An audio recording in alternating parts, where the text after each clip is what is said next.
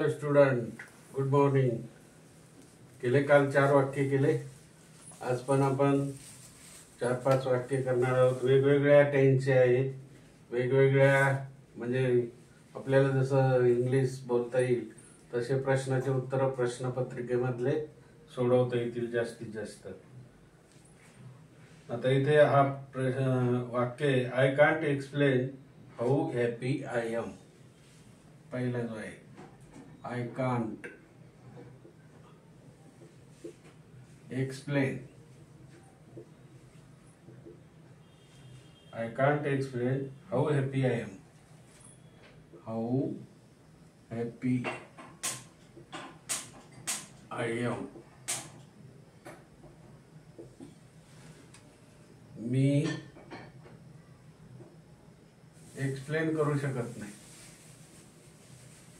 मी सांगू शकत नाही की मी किती प्रमाणात आनंदी आहे. बरोबर की नाही? मी तुम्हाला सांगू शकत नाही की मी किती प्रमाणात आनंदी आहे. एक्सप्लेन, कांट, हाऊ आणि हॅपी सगळे विषय तुम्हाला माहिती आहे. बरोबर की नाही? दुसरं वाक्य now everyone has come to know. Now everyone has come to know. No.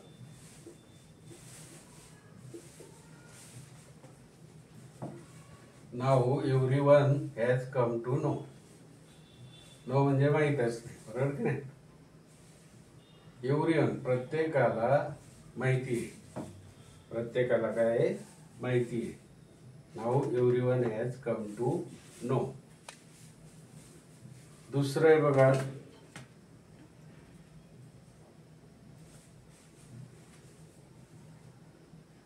One or the other day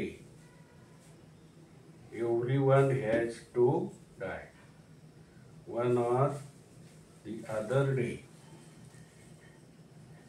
One or other day. एक किंवा कोणत्या तरी दिवशी. बरोबर की नाही? Everyone has to die. Everyone has to die. बरोबर की नाही? वन और अदर कोणत्या तरी एका दिवशी प्रत्येकाला मरायचंय. प्रत्येक जण मरणार आहे. बरोबर नाही? एक किंवा अदर कोणत्या तरी दिवशी मरणार नाही का? बरोबर. Everyone has to die. Life is full of will and woe. चौथं आहे बघा, life is full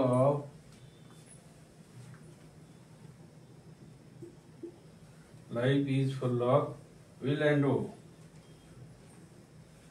Will and wo. Struggle म्हणतो ना आपण. जीवनात स्ट्रगल आहे. सुख दुःख आयुष्यात आहे. सुख आहे आणि दुःख आहे. आता पुढचं आहे there is nothing left to eat.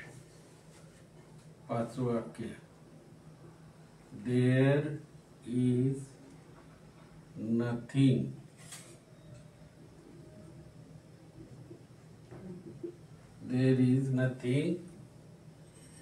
Left to it.